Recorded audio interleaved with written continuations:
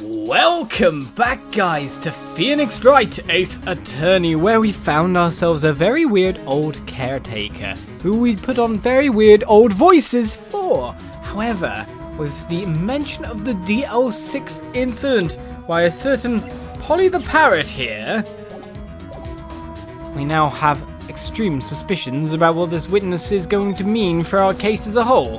Well, that said, we're moving to see Mr. Gumshoe, of course. Find out what he knows about the witness as well, as he is an ally on our side. So let's get over, see what else is going on, eh? Hopefully he's out of his meeting, and by the look of the text, he probably is. Hey pal, long time no see. You don't look so happy. What's wrong this time? Actually, we wanted to ask you something. Yeah? What do we want to ask? We want to ask about the weird guy. You know the boat rental shop down at Gourd Lake? Oh yeah. The old man who runs it is appearing as a witness in court tomorrow, right? Huh? How'd you... That was supposed to be top secret. Do you know who that old man is, detective? Actually, I don't. He's a bit of an odd bird. I haven't been able to get a straight answer out of him. I decided first that he wasn't persuasive enough to stand and testify as a witness. Well, that sounds about right. That's why we called Miss Lotta Hart yesterday. As for who he is, we have absolutely no idea. Sounds suspicious. Indeed, but we want to know more about this because it keeps coming up. But it seems like a bad thing to ask him. Detective Gumshoe, please help us. Huh? We need to know about the DL-6 incident. That was when Edgeworth's father died. I can't help but think that it has something to do with this current case. To tell the truth, I don't know much about DL-6 either. Mr. Edgeworth forbade us from reading the file. So, I'm afraid I can't show them to you either, pal. What? However, if you can convince me somehow that the DL-6 incident is related to this case, using Polly, well, I guess I consider opening the file up. Let us present Polly the Parrot. What's that? A parrot? The old man at the boat rental shop's parrot. The parrot knew about that incident. That incident? DL-6. What? Polly, have we forgotten something?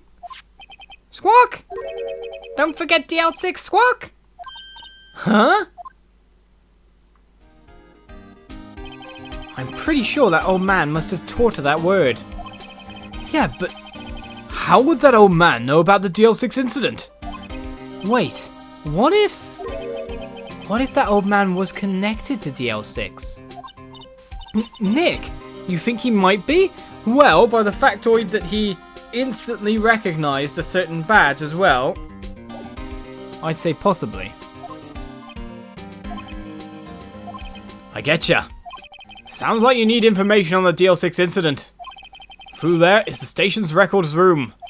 I'll give you special permission to go in and find what you need. All right, way to go, Detective Gumshoe. Okay, Nick, to the records room. I guess it's time we faced Edgeworth's past. I guess it is. Anything else to talk about, sir? Nope, maybe when we get back then. As we move on to the records room.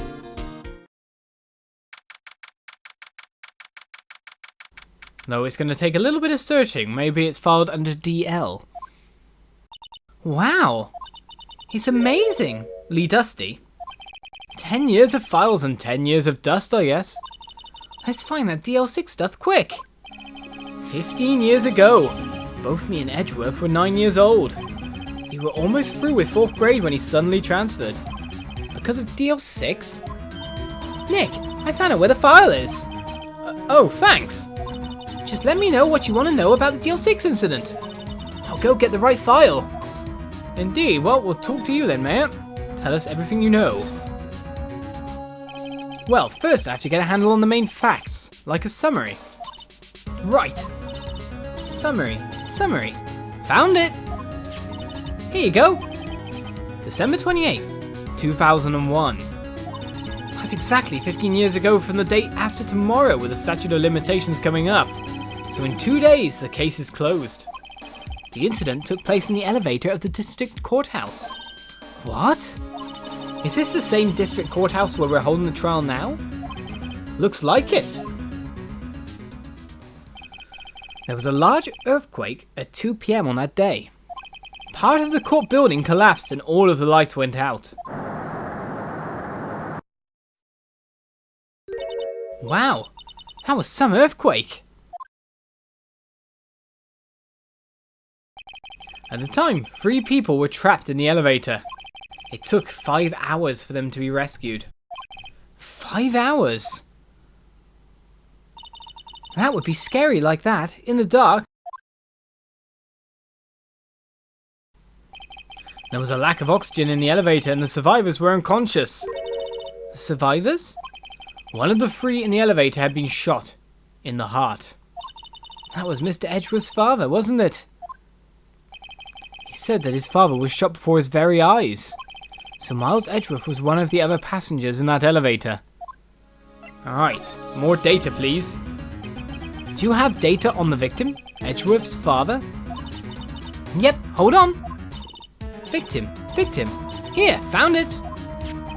Gregory Edgeworth, 35, defense attorney. If he was still alive, he'd be 50. He had lost that day's case in court and got in the elevator with his son Miles. Miles? Yes. Miles Edgeworth, of course.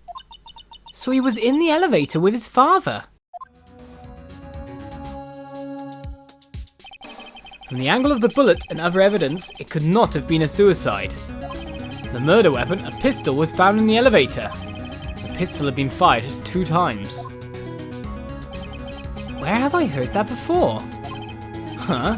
It sounds like this current case. What's going on here? Right, the suspect data next. Got any data on the suspect in there? That would be the guy that my mum got arrested. Hold on, this is it. The man arrested as a suspect in DL-6 was Yanni Yogi? He was a clerk in the court apparently. So he must have been the 3rd person in the elevator. Well then he had to have done it. But he was found innocent, thanks to his defense lawyer, Robert Hammond. Hammond? Victim in our case? Right. The suspect, Mr. Yogi, was oxygen deprived, so much so he had brain damage. He lost all memory of being in the elevator. After he was declared innocent, he disappeared. Where could Yogi have gone to, I wonder? He may be closer than we think. Are you thinking it's the caretaker? I guess I know generally what happened in DL-6 now. I still don't know what sort of impact the whole thing had on Edgeworth. Nick, are we going to take the whole file? There's too much. We'll never get it out. You're right. How about we just take what we think we'll need? Alright, so a case file has been added to the court record. Right. That's probably all we'll be able to find here.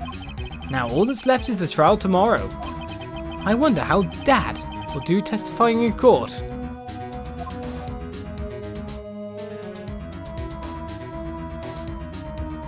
And so we move on to another trial. More scariness coming our way. More of the weird objection noise. December 27th, 10 AM. District Court, courtroom number 3. The statute of limitations is running out. Court is now in session for the trial of Mr. Miles Edgeworth. The defense is ready, Your Honor. Very well. Apparently the prosecution is also ready. Who is the judge here anyway? Mr. Von Karma, your opening statement. Very well. No opening statement, so... Not so fast, Judge. I was taking a meaningful pause before speaking. Right, of course. A prediction. Today's trial will end 3 minutes from now. Order! Order! Mr. Von Karma, what is the meaning of your statement just now? Bah! Must you question everything? It will be over in 3 minutes. We have no time to waste. I'll call my witness now. Right. I call my witness, my decisive witness, to the stand. It's that mysterious boat shop owner that doesn't stay awake ever. Witness, state your profession.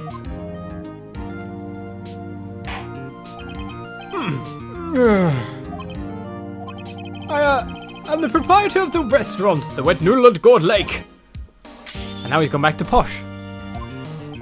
And I also rent boats. A night of the incident, you were in the boat rental shop, correct?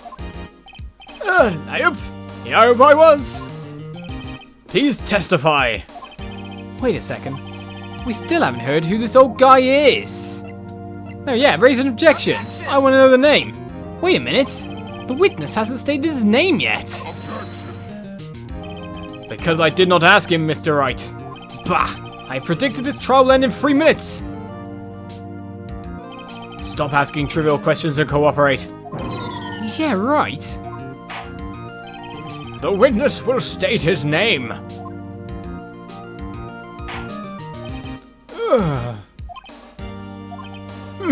Well, I'm not really sure, Hip. What do you mean?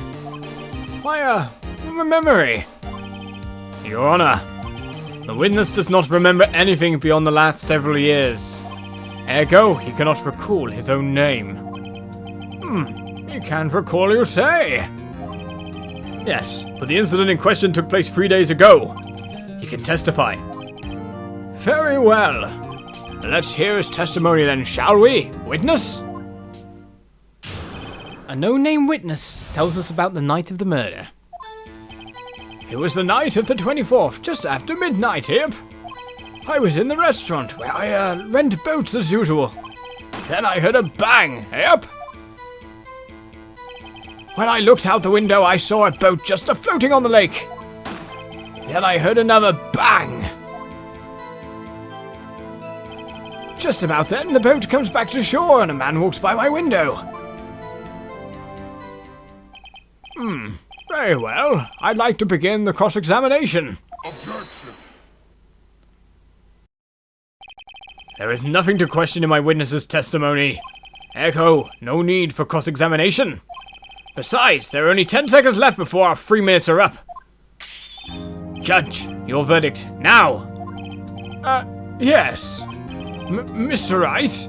Of course I'm cross-examining. What are you saying? Of course I'll cross-examine the witness. Very well.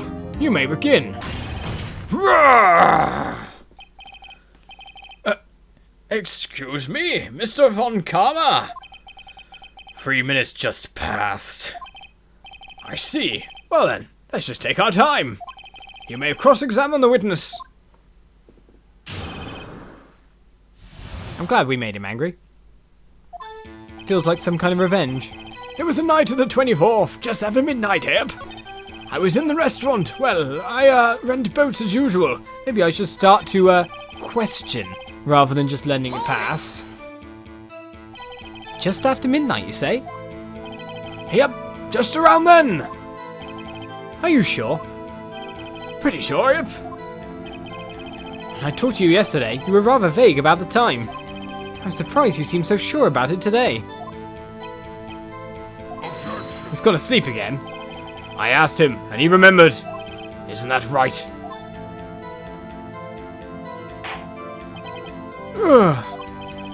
Don't glare at me like that. I remembered it clearly, I did. Yep. You see. Continue. I was in the restaurant where I rent boats as usual. Yes, the boat renting restaurant. Is there anyone who can verify that? Well, I guess Polly could.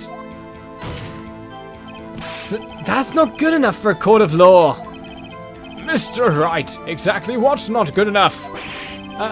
Your Honor, this Polly is a parrot. A parrot? Don't be so hard on the girl, Keefy boy. Keef? The prosecution concedes that we cannot prove the witness was in the shop. Witness, please continue. Okay. Then I heard a bang. Yep. Okay. Press that one too.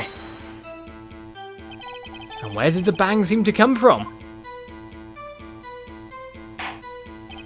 From the lake, I figure.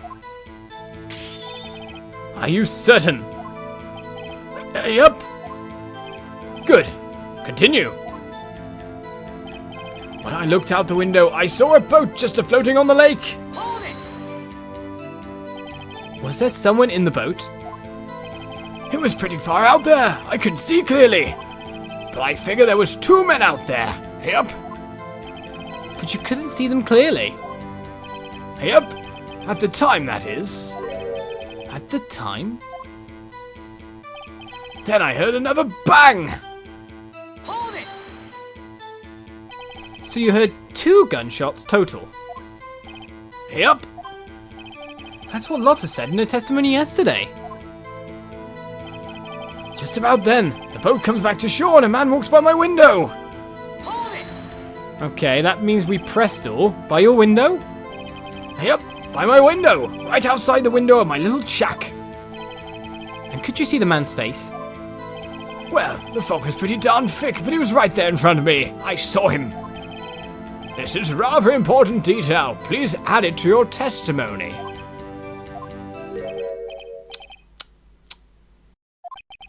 I have a bad feeling about this. I want that added to the testimony, thank you. Are we springing a trap here? That man was a defendant. He was saying, I can't believe he's dead. That's a bit weird as well. Let's press that. Are you sure? Uh-oh. Dad? Dead certain, Keef. He said, I can't believe he's dead as he was walking by too. Well, this is all weird right now. Witness, are you sure that the person you saw was Miles Edgeworth? It was him, that Edgeworth boy.